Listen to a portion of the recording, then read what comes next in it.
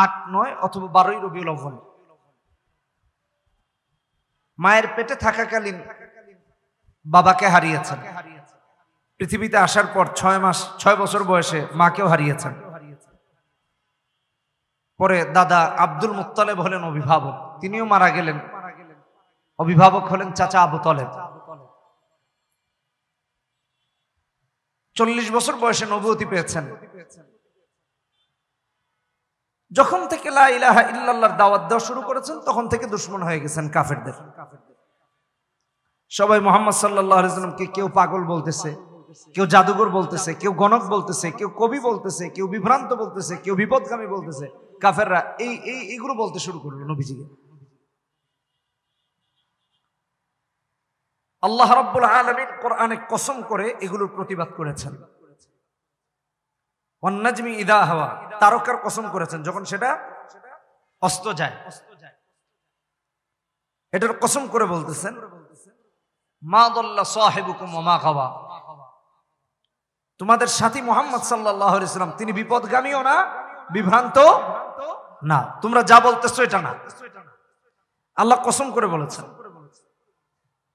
আমার ভাইরা, রাত অনেক হয়ে গেছে, এই জন্য কিছু মুজাকারার মতো কিছু কথা বলবো, লাগবে না, মুজাকারার মতো কিছু কথা বলবো, বলে শেষ করবো। কাফেররা বলল মুহাম্মদ সাল্লাল্লাহু আলাইহি ওয়াসাল্লাম পাগল। লাত, মানাত, উজ্জা, হুবল এগুলো রেখে সে লা ইলাহা ইল্লাল্লাহর কথা বলে নবীজিকে পাগল সাব্যস্ত করার চেষ্টা করল। কারণ এতদিন তাদের মাঝে রাসূল আল আমিন ছিলেন। নবীজিকে সবাই বিশ্বাস করে, রাসূলুল্লাহর একটা বিশ্বাসের জায়গা আছে।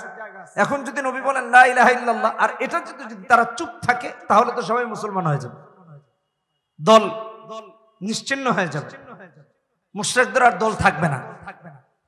তাই তারা কখনো পাগল, কখনো কবি, কখনো গণক, কখনো বিভ্রান্ত, কখনো বিপদগামী, কখনো জাদুঘর ইত্যাদি বলা শুরু করল। আল্লাহ তাআলা কসম করে প্রতিবাদ করেছেন। আল্লাহ কসম করে বলতেছেন তোমাদের সাথী মুহাম্মদ সাল্লাল্লাহু আলাইহি ওয়াসাল্লাম বিভ্রান্তও না, বিপদগামীও না। কাফেররা আবার আরেক অভিযোগ দিল নবীজির উপরে, অপবাদ দিল। বলতেছে মুহাম্মদ সাল্লাল্লাহু আলাইহি ওয়াসাল্লাম তাহলে পাগল। আল্লাহ সূরা তাকবীরে 22 নম্বর আয়াতে বলেছেন ওয়ামা সাহিবুকুম বিমাজনুন, তোমাদের সাথী পাগলও না। কথা বোঝা লাগবে ভালো করে। এটাকেও আল্লাহ প্রতিবাদ করে নাকচ করে দিলেন, এই অপবাদেরও জবাব দিলেন। কাফেররা এক পর্যায়ে বলল মুহাম্মদ সাল্লাল্লাহু আলাইহি ওয়াসাল্লাম কে কবি। সূরা হাক্কায় 41 নম্বর আয়াতে আল্লাহ বলেছেন ওয়ামা হুয়া বিকাউলি শাইর ক্বালিলাম মা তুমিনুন। ওরা বলল কবি, আল্লাহ এটাও নাকচ করলেন, এটাও মিথ্যা। মা হুয়া বিকাউলি শাইর, মুহাম্মদ সাল্লাল্লাহু আলাইহি ওয়াসাল্লাম কবি না, আর তিনি যেটা বলেন এটা কবিতাও না, এগুলো মিথ্যা। ওরা আল্লাহর হাবিবকে বলল গণক। আল্লাহ রাব্বুল আলামিন এর প্রতিবাদ করে সূরা হাক্কায় 42 নম্বর আয়াতে বললেন ওয়ামা হুয়া বিকাউলি কাহিন ক্বালিলাম মা তাযাক্কারুন তানযীলুম মির রাব্বিল আলামিন। যে তিনি গণক না। এই কথামালা থেকে, কোরআনের এই উপস্থাপনা ভঙ্গি থেকে আমরা শিক্ষা পাই আল্লাহ রাসূলকে যখন কেউ কবি বলেছে আল্লাহ প্রতিবাদ করেছেন, কেউ যখন গণক বলেছে আল্লাহ প্রতিবাদ করেছেন, কেউ যখন পাগল বলেছে আল্লাহ প্রতিবাদ করেছেন, কেউ যখন বিভ্রান্ত বলেছে আল্লাহ প্রতিবাদ করেছেন, কেউ যখন বিপদগামী বলেছে আল্লাহ প্রতিবাদ করেছেন। অতএব আল্লাহর বান্দাদের আর রাসূলের উম্মতদেরও দায়িত্ব হলো কিয়ামত পর্যন্ত যারা আল্লাহ রাসূলকে আজে বাজে কথা বলবে তাদের প্রতিবাদ করে মুসলমানের দায়িত্ব, ঠিক কিনা? আল্লাহ কোরআনে হাকিমে বারবার ওদের এক এক বক্তব্যের প্রতিবাদে এক এক আয়াত নাযিল করেছেন। তিনি মুহাম্মদ সাল্লাল্লাহু আলাইহি ওয়াসাল্লাম। কাফের বেঈমানরা আজকে রাসূলুল্লাহ সাল্লাল্লাহু আলাইহি ওয়াসাল্লামকে সন্ত্রাসী আখ্যা দিতে চায়, সন্ত্রাসী বানাতে চায়। রাসূলুল্লাহকে ওরা বলছে পাগল, জাদুঘর, এটা সেটা। এখন এরা বলতেছে সন্ত্রাসী। রাসূলুল্লাহর উম্মত কি বলতে চাচ্ছে? সন্ত্রাসী। ফিলিস্তিন এবং ইসরায়েল নিয়ে কি হচ্ছে দেখেন। বছরের পর বছর মুসলমানদেরকে নির্যাতন করেছে, কেউ কিছু বলেনি। আর যখন একদিন মুসলমানরা এর জবাব দিয়েছে, আমেরিকা জাহাজ পাঠায় দিয়েছে। কি আজব ব্যাপার। কিন্তু 100 দিন হামলা চালিয়েও ইসরায়েল সন্ত্রাসী হয় নাই, একদিন হামলা চালিয়ে হামাস সন্ত্রাসী হয়ে গেছে। বুঝেন নাই কথা? আর যখন এতদিন ইসরায়েল হামলা চালাতো, তখন 2 দিন 3 দিন 4 দিন পর দেখতেন বিশ্ব নেতারা একটা বিবৃতি দিত যে হামলা বন্ধ হওয়া দরকার, এটা হওয়া দরকার, সেটা হওয়া দরকার। আর যখন হামাসের জবাব দিয়েছে, কয়েক ঘন্টার মধ্যে সারা পৃথিবী খবর হয়ে গেছে। তাহলে কাফেররা একতাবদ্ধ। আমাদের অনৈক্য আমাদেরকে এতটা দুর্বল করে দিচ্ছে। ওরা জাহাজ পাঠায়, আমাদের কি জাহাজ নাই? না, আমরা পাঠাতে পারি না। এই প্রশ্নের জবাব কেউ দিতে পারবে? তারা জাহাজ পাঠায় দেয়। সৌদি কেন পাঠায় না? তুরস্ক কেন পাঠাচ্ছে না? পাকিস্তান কেন পাঠাচ্ছে না? বাংলাদেশ কেন পাঠাচ্ছে না? এটা বোঝার জন্য বলতেছে। এগুলো তো মুসলমানদের দেশ। ইন্দোনেশিয়া, মালয়েশিয়া থেকে দেখেছি, জানিয়েছে যে তারা হামাসের সাথে আছে। এটা পরশুদিনের নিউজ, সম্ভবত পরশুদিন বা গতকালকে। প্রতিবাদ স্বরূপ তারা এটা জানাইছে। আমার ভাইরা, সারা পৃথিবীতে মুসলমানদেরকে সন্ত্রাসী, জঙ্গি এগুলো আখ্যা দেওয়ার জন্য ওরা বসে আছে। অথচ আল্লাহ তাআলা বলছেন, ওয়ামা আরসালনাকা ইল্লা রাহমাতাল লিল, সবাই বলি না, ওয়ামা আরসালনাকা ইল্লা রাহমাতাল লিল আলামিন, সবাই বলি, ওয়ামা আরসালনাকা ইল্লা রাহমাতাল লিল আলামিন। নবীজির চরিত্র রহমতি চরিত্র, যারা ধারণ করবে তারা দুনিয়া আখিরাতে শান্তি পাবে। আমি ছোট্ট একটা দৃষ্টান্ত দিই।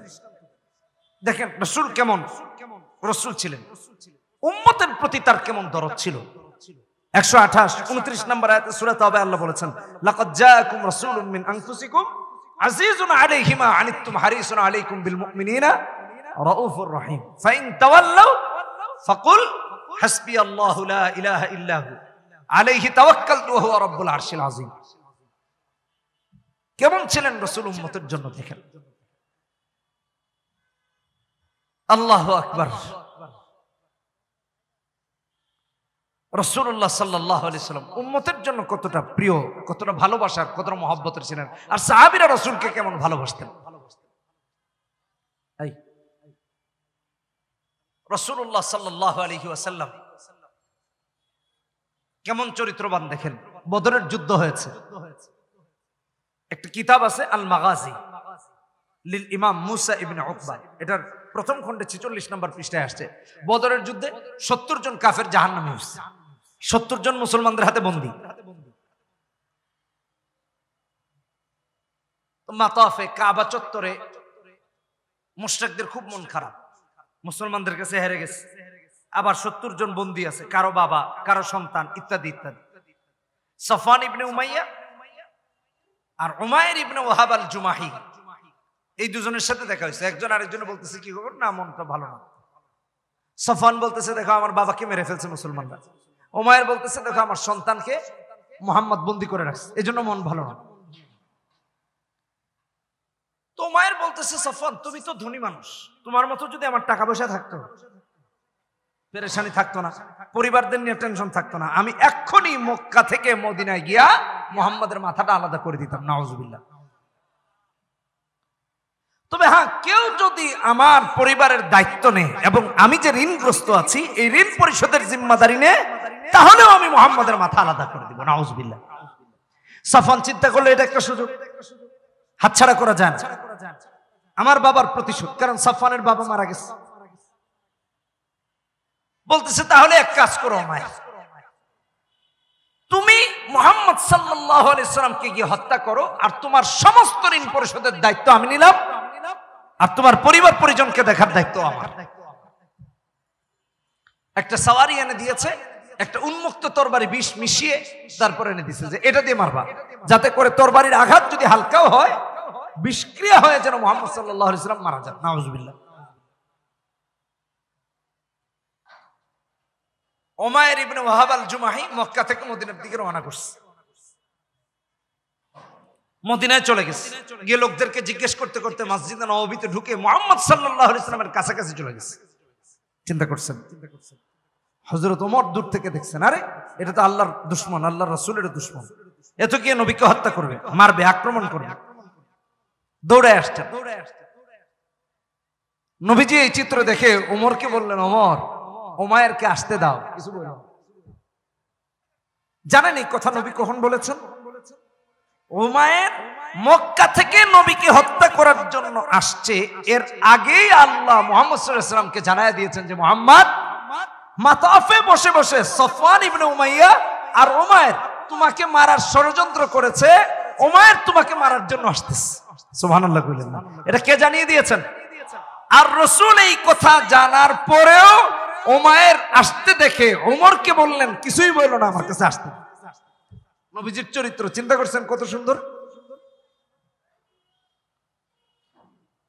আমার ভাইরা, উমাইর আসছে, নবীজি জিজ্ঞেস করলেন, উমাইর কি ব্যাপার হঠাৎ মক্কা থেকে মদিনায়? বলে, মুহাম্মদ আমার ছেলেটাকে বন্দী করে রাখছো, আমাদের বাপ দাদাদেরকে মারছো, কত কিছু করছো,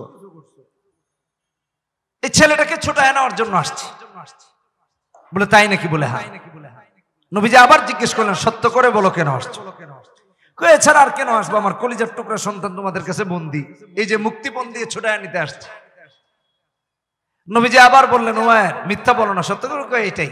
নবীজি বললেন, দেখো যদি তুমি মুক্তিপণ দিয়ে সন্তানকে ছোটাতে আসতে, তাইলে তোমার গলায় উন্মুক্ত তরবারি ঝুলানো থাকতো না, বরং সম্পদের গাঠি ঝুলাইয়া নিয়ে আসতো। ঠিক কিনা বেঠিক? আনছো তরবারি, একটু সতর্ক করলে। উমাইরকে নবীজি ডেকে বলেন, উমাইর মিথ্যা বলো না, সত্য করে বলো তো দেখি, মাতাফে বসে বসে তুমি আর সফওয়ান দুজন মিলে আমাকে মারার নীলনকশা সাজাও নাই? সফওয়ান ইবনে উমাইয়া তোমার ঋণ পরিশোধের দায়িত্ব নিয়েছে, তোমার পরিবার পরিজনকে দেখাশোনার দায়িত্ব নিয়েছে, বিনিময়ে তুমি আমাকে হত্যা করতে আসছো, এই জন্য আসো নাই বলো তো দেখি? উমাইরের হাত পা গুলো থরথর করে কাঁপা আরম্ভ হয়ে গেছে। উমাইর ডেকে বলে, মুহাম্মদ আমি আর সফওয়ান ইবনে উমাইয়া ছাড়া এই কথা জানার মতো তৃতীয় কেউ তামাম পৃথিবীতে ছিল না। আমার দৃঢ় বিশ্বাস, তুমি যদি সত্য নবী না হতে তাহলে কখনোই খবর বলতে পারতে না।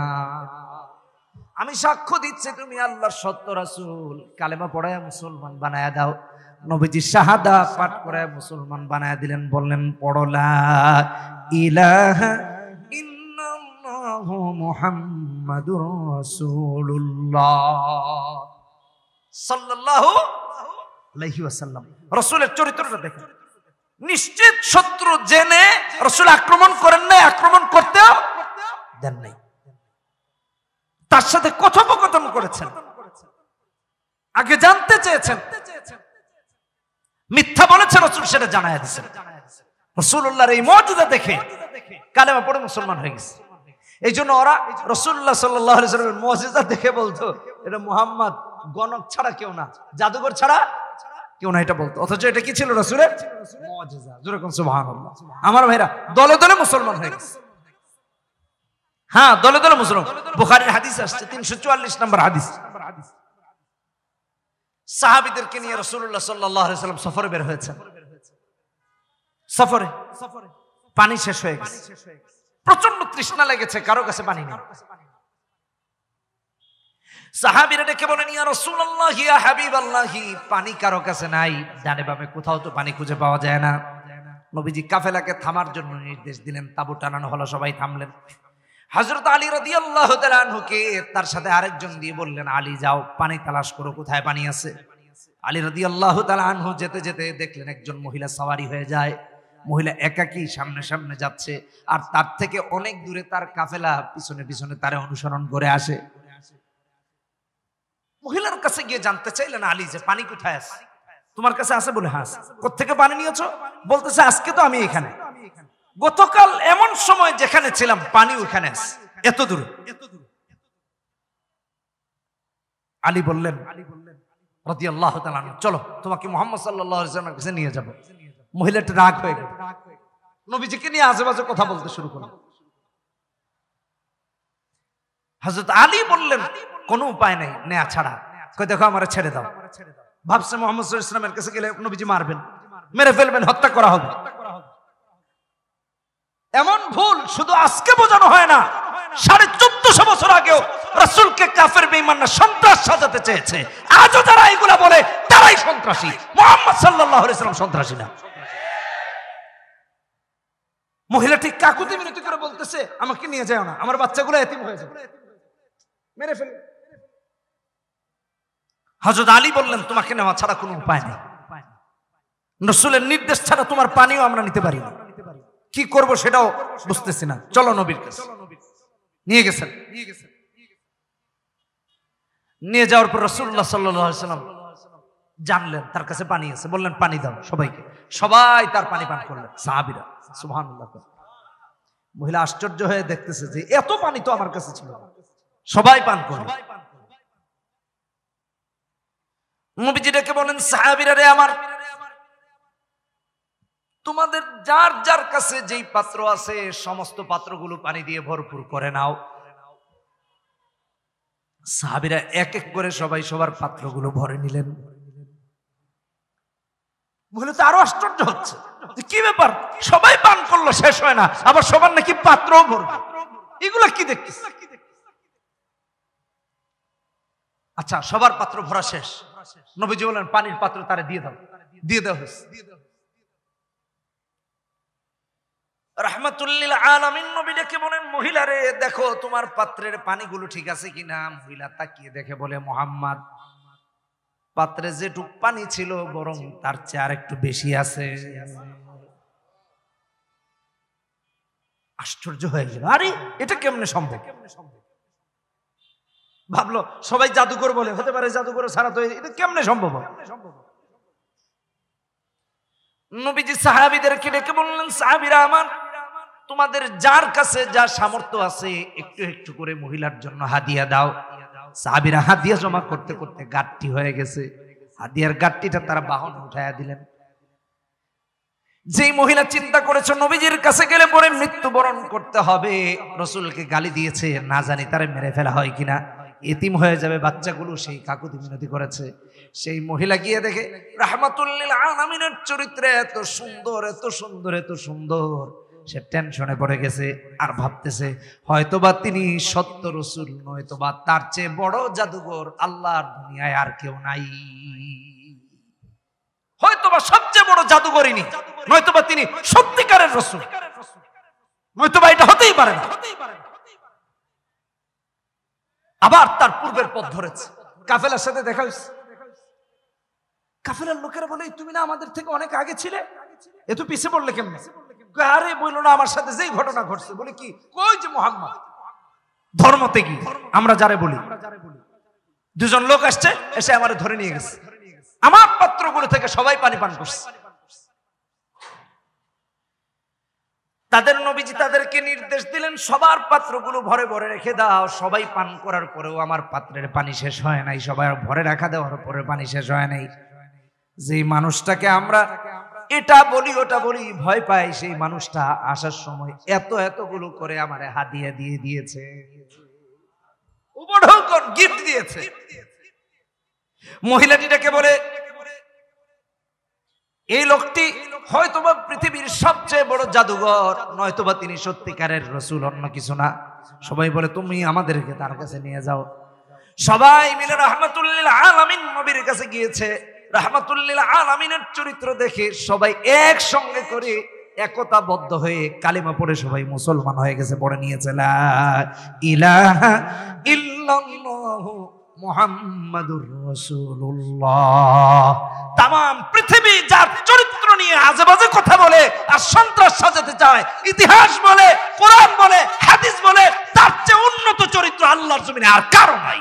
ঠিক কিনা বেটি? সূরা কালামে 4 নম্বর আয়াতে আল্লাহ বলেছেন ওয়া ইন্নাকা লাআলা খুলুকিন আযীম। যেরকম সুবহানাল্লাহ। উন্নত মহান চরিত্রের উপর অধিষ্ঠিত ছিলেন মুহাম্মদ সাল্লাল্লাহু আলাইহি ওয়াসাল্লাম। সেই রাসূলুল্লাহর চরিত্র আমরা ধারণ করব তো ইনশাআল্লাহ? করব তো ইনশাআল্লাহ? রাজি আছি না? কে কে রাজি আছি হাত তুলে দেখায় দিই আল্লাহ করুন, জোরে বলি আমিন। ইস্তিগফার পড়ি, আস্তাগফিরুল্লাহ, সবাই পড়ে আস্তাগফিরুল্লাহ।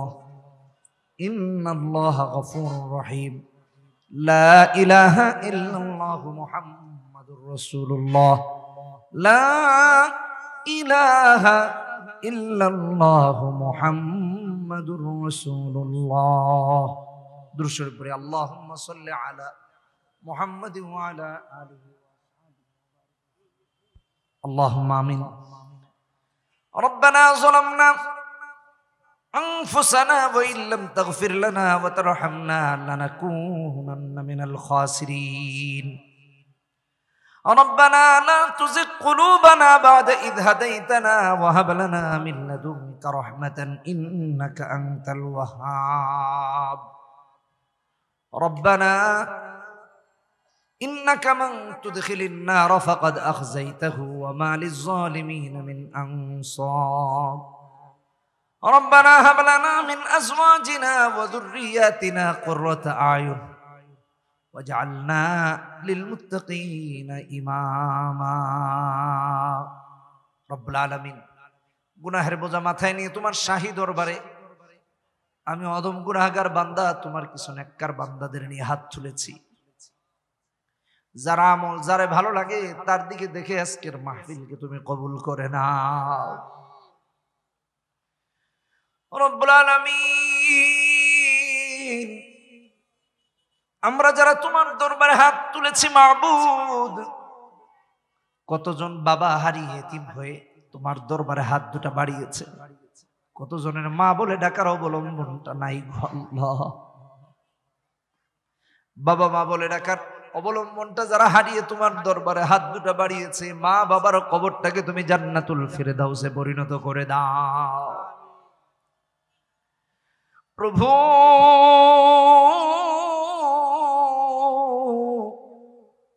যেই বাবা মা দিনের পর দিন না খেয়ে না পড়ে সন্তানের জন্য কষ্ট করেছে, আল্লাহ অঢেল সম্পত্তি দুনিয়ায় রেখে গিয়েছে, ওই সন্তানদেরকে নেককার বানায়া দাও। আর এই সন্তানের মা বাবা জানি না কবরে কি অবস্থায় আছে, কবর তো সাপ বিচ্ছুর ঘর আল্লাহ, কবর তো অন্ধকার ঘর, পোকা মাকড়ের ঘর গো আল্লাহ। বাবা মার কবরটা তুমি জান্নাতের বাগান বানায়া দাও। রব্বির হামহুমা কামা রব্বায়ানি সগীরা, রব্বির হামহুমা কামা রব্বায়ানি সগীরা, রব্বির হামহুমা কামা রব্বায়ানি সগীরা। আল্লাহ, ফিলিস্তিনের মুসলমানদের উপর তোমার খাস রহমত নাযিল করো।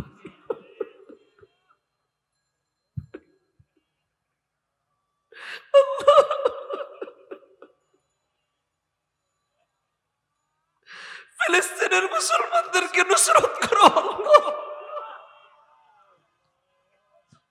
হসপিটাল গুলা লাশের সারি দিয়ে ভরে গেছে আল্লাহ। ছোট ছোট আহত নিহত শহীদ বাচ্চাদেরকে নিয়ে বাবা মায়ের আর্তনাদ আল্লাহ, আকাশ বাতাস ভারী হয়ে যাইতেছে আল্লাহ।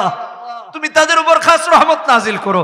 আবার আবাবিল পাঠায় দাও আল্লাহ, ফেরেশতা পাঠায় দাও বদরের মতো আল্লাহ। আল্লাহ, তামাম পৃথিবীর যেখানে মুসলমানেরা মাজলুম, মুসলমানদের জানমাল ইজ্জত আবরু ঈমানের হেফাজত করো আল্লাহ। তামাম পৃথিবীতে তুমি শান্তি প্রতিষ্ঠা করে দাও আল্লাহ। কোরআন সুন্নাহর রাজ কায়েম করে দাও আল্লাহ। এই দেশকে কোরআন সুন্নাহ দিয়ে সমস্ত কিছু প্রতিষ্ঠা করার তৌফিক দিয়ে দাও আল্লাহ। এই মাহফিলকে তুমি কবুল করে নাও, এই মুগ্ধাবাসীকে তুমি কবুল করে নাও। আসমানি জমিনি বালা মুসিবত থেকে এই মাহফিলের কারণে তুমি এলাকাকে হেফাজত করো আল্লাহ। যে সকল যুবকরা, এলাকাবাসীরা, শ্রোতা মণ্ডলীরা এখানে এসেছে, পর্দার আড়াল থেকে মা বোনরা শুনেছে, সবাইকে তুমি কবুল আর মঞ্জুর করে নাও। সবার নামগুলো লিখে লিখে জান্নাতীদের কাতারভুক্ত করে দাও আল্লাহ। আল্লাহ, গতকাল মাহফিল হয়েছে, আজকে হচ্ছে, আগামীকাল হবে আল্লাহ। 3 দিনের মাহফিলকে তুমি কবুল করে নাও। অর্থ দিয়ে, শ্রম দিয়ে, পরামর্শ দিয়ে যারা সাহায্য সহযোগিতা করেছে আল্লাহ তামামের সাহায্য সহযোগিতাকে তুমি কবুল করে নাও। রব্বুল আলামিন, আমরা যারা বাবা হয়েছি, যারা মা হয়েছি, আজকে যেরকম আমরা আমাদের মা বাবার জন্য দোয়া করেছি, আমাদের সন্তানকে এমন দোয়া করার তৌফিক তুমি দিয়ে দিও আল্লাহ। এমন নেককার সন্তান আমাদের ঔরসে দিও যারা আমাদের মৃত্যুর পর রব্বির হামহুমা কামা রব্বায়ানি সগীরা বলে বলে দোয়া করবে গো আল্লাহ। রব্বুল আলামিন, মা বোনদেরকে পর্দা রক্ষা করে চলার তৌফিক দাও ওগো আল্লাহ। তুমি ছাড়া আমাদের আর কোনো আদালত নাই, তুমি ছাড়া আমাদের আর বিচারালয় নাই, তুমি ছাড়া বিচার দেওয়ার মতো আর কেউ আমাদের নাই। ইয়া আল্লাহ, ইয়া আল্লাহ, ইয়া আল্লাহ, ইয়া আরহামার রাহিমিন, ইয়া আল্লাহ। হাদিসের মধ্যে এসেছে যে ইয়া আরহামার রাহিমিন বলে ডাকে আল্লাহ, তার ডাকের মাঝে আর আসমানের মাঝে কোনো পর্দা থাকে না। আল্লাহ, আমরা তোমারে ডাকতেছি ইয়া আরহামার রাহিমিন, ইয়া আরহামার রাহিমিন, ইয়া আরহামার রাহিমিন। আল্লাহ, তুমি আমাদের উপর খাস রহমত নাজিল করো, মাজলুম মুসলমানের উপর খাস রহমত নাজিল করো। আল্লাহ, যারা জালেমদের বিরুদ্ধে মাজলুমদেরকে দাঁড়ানোর তৌফিক দিয়ে দাও, জালেমদের জুলুমের প্রতিবাদ যথাযথভাবে করার তৌফিক তুমি দিয়ে দাও। রব্বুল আলামিন, আবারও বলি, যাদের অক্লান্ত পরিশ্রমে আজকের এই মাহফিল হয়েছে আল্লাহ সবাইকে কবুল করে নাও। আল্লাহ নেক হায়াত দিয়ে দাও, এই মাহফিলকে আমাদের নাজাতের জরিয়া বানায় দাও। আমাদের তরফ থেকে অসংখ্য গণিত দুরূদ সালাম শোনার মদিনায় পৌঁছায় দাও। ربنا تقبل منا إنك أنت السميع العليم وتب علينا يا مولانا إنك أنت التواب الرحيم سبحان ربك رب العزة عما يصفون بحرمة سيد المرسلين بحق كلمة طيبة لا إله إلا الله محمد رسول الله.